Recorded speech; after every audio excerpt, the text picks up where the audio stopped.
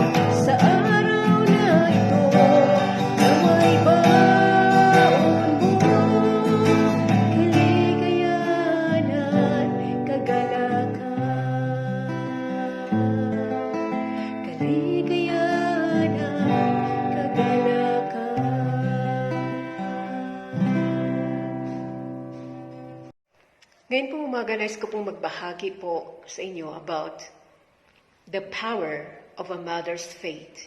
So gaano kapangyarihan ang faith na isa pong ina. And I will take you to the journey sa Numbers chapter 26 verse 54. It says here, and Amram's wife was named Jochebed. She also was a descendant of Levi, born among the Levites in the land of Egypt. Amram and Jochebed became the parents of Aaron, Moses, and their sister Miriam. In Hebrews chapter 11 verse 23 says that it was by faith that Moses' parents hid him for 3 months when he was born. And they saw that God had given them an unusual child, and they were not afraid to disobey the king's command. So Moses was fortunate to have a believing parents. Napakaswerte po, napakapalad ni Moses na nagkaroon siya ng mga mananampalatayang mga magulang. For them to hide ng kanila pong anak from the authorities was certainly an act of faith ng mga magulang na ito para maiiwas si Moses sa kapahamakan. So Moses' parents trusted God to protect si Moses, na i-protect ng Panginoon si Moses, and they were believers that has faith that God would care kay Moses. So, nagkaroon sila ng faith. Sino ba namang mga magulang na ilagay mo ang anak mo sa basket and then ipapaanod mo sa river? Di po ba nakakatakot yun? Pero they trusted God at that moment na maiiwas po siya sa kapahamakan. Na even though na alam po na kapahamakan din po yun pong paglagay sa bata doon sa river, through the basket. And the first thing is that they trust the Lord in their lives. Para may pakita po ang faith, the power of a mother's faith. So tingnan natin ang faith in the past. Sa Numbers chapter 26 verse 59. But in Ephesians chapter 6 verse 4, fathers, do not provoke your children to anger by the way you treat them. Rather, bring them up with the discipline and instruction that comes from the Lord. So if our faith in Christ as parents is real, it will usually prove itself sa ating mga relasyon po at home with those who are around us and knows us best. So ang mga magulang at ang mga anak ay may responsibility sa bawat isa. Ang mga kabataan, ang mga bata ay should honor their parents, even though the parents sometimes are so demanding and unfair. So parents should care gently for their children, even if the children sometimes na mag-disobey po sa atin, ay naroon po gusto ng Panginoon na i-honor ng mga anak ang kanila po mga magulang. So the purpose of parental discipline is to help children grow, not to exasperate and provoke them to anger or discouragement. So wag po natin silang hamunin, wag po natin silang galitin ang mga anak po natin. So alam ko po ng parenting is not easy. It takes a lot of patience to raise sa mga anak in a loving and a Christian or a Christ-honoring manner. Discipline is a basic principle of life and evidence of love. It is the time that Christian parents stop passing the buck to Sunday school teachers. Start at home, where the children ought to learn about Christ and the Christian life. It starts at home. So we have this responsibility, parents, to teach our children at home about Christ and our Christian life. The second thing is faith in the present. In Exodus chapter 2, verse 4 to 9, it says that the baby's sister, they stood at a distance, watching to see what would happen to him. Verse 5, soon Pharaoh's daughter came down to bath in a river, and her attendants walked along the river bank. When the princess saw the basket among the reeds, she sent her and her maid to get it for her. Then verse 6, when the princess opened it, she saw the baby. The little boy was crying, and she felt sorry for him. This must one of the Hebrew children, she said. Then the baby sister approached the princess. Should I go and find of the Hebrew woman to nurse the baby for you? She asked. Verse 8, yes, the princess replied. So the girl went and called the baby's mother. In verse 9, take this baby and nurse him for me. The princess told the baby's mother, I will pay for your help. So the woman took her baby home and nursed him. So Moses' mother was reunited with her baby. God used her courageous act of saving and hiding her baby to begin his plan to rescue his people from Egypt. So in 1 Timothy chapter 5 verse 10, she must be well respected by everyone because of the good she has done. Has she brought up her children well? Has she been kind to the strangers and served other believers humbly? Has she helped those who are in trouble? Has she always been ready to do good? So yan po ang pag-describe sa mama ni Moses. So Proverbs 22 verse 6 says that direct your children into the right path, and when they are older, they will not leave it. And this verse implies that parents should discern the individuality and special strengths that God has given to each one of your children. So dapat po makita po natin, mga parents, ang individuality ng bawat anak po natin, ng bawat special strengths na mayroon po ang ating pong mga anak, na ito po yung bigay ng Panginoon po sa bawat isa sa kanila. And each child has natural inclinations that parents can develop. Bawat isang anak po natin ay mayroon pong natural inclinations na pwedeng i-develop po ng bawat isang mga magulang, na kung saan po ay ating po silang isa-sharpened sa mga natural na inclinations ng mga anak po natin.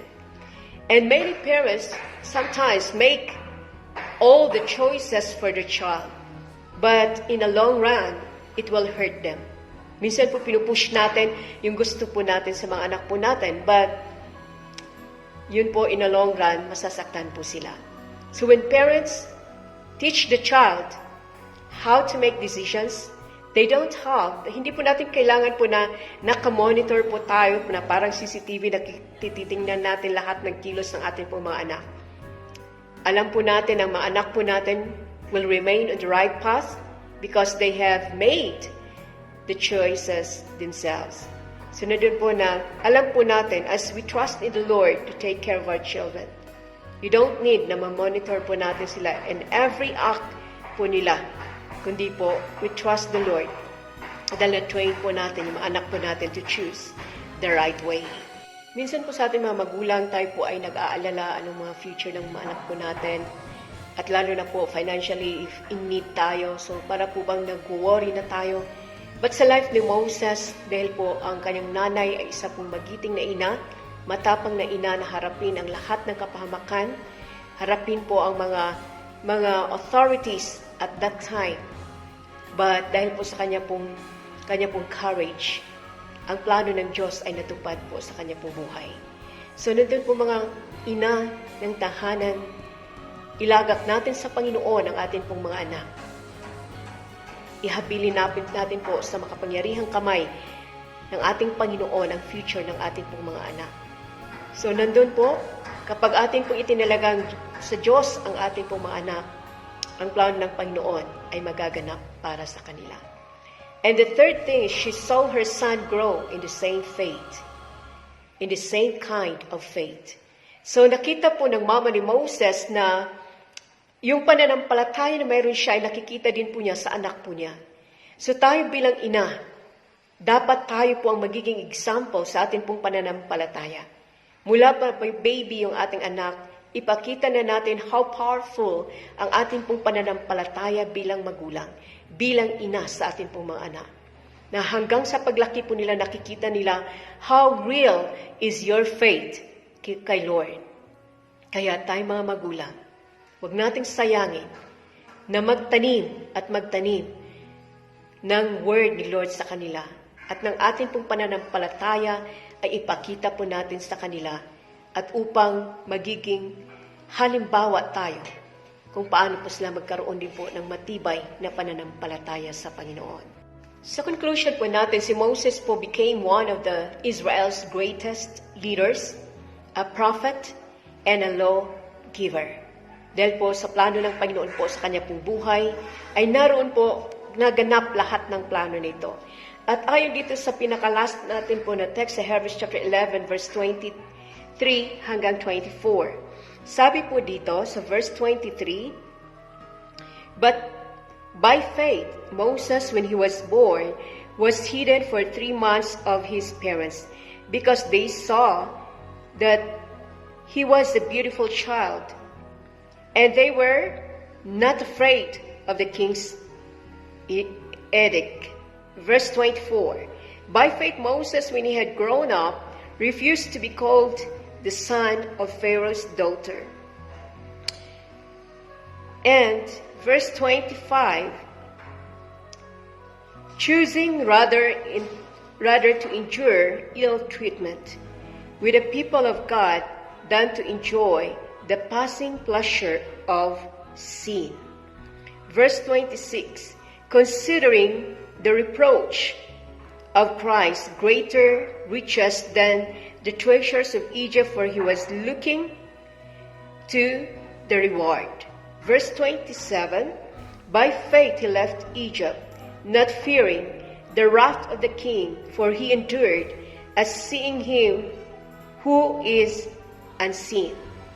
Verse 28, by faith he kept the Passover, the sprinkling of the blood, so that he who destroyed the firstborn would not touch them. Verse 29, by faith they pressed through the Red Sea as though they were passing through dry land, and the Egyptians, when they tempted it, were drowned. And verse 30, by faith the walls of Jericho fell down after they had been encircled for 7 days. And verse 31, by faith Rahab the harlot did not perish along with those who were disobedient after she had welcomed the spies to peace, in peace. Verse 32, and that more shall I say, for time will fail me, if I tell of Gideon, Barak, Samson, Jephthah, or David and Samuel and the prophets.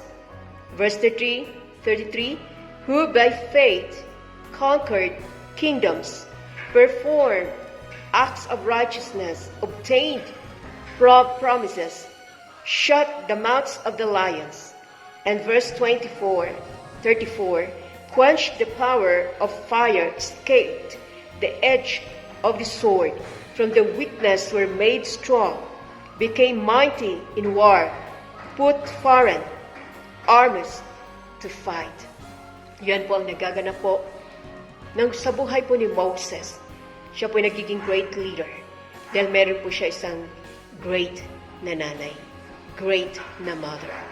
At dahil po sa powerful ng faith na kanya po ina, naganap po ang kalooban ng Diyos sa kanya pong buhay.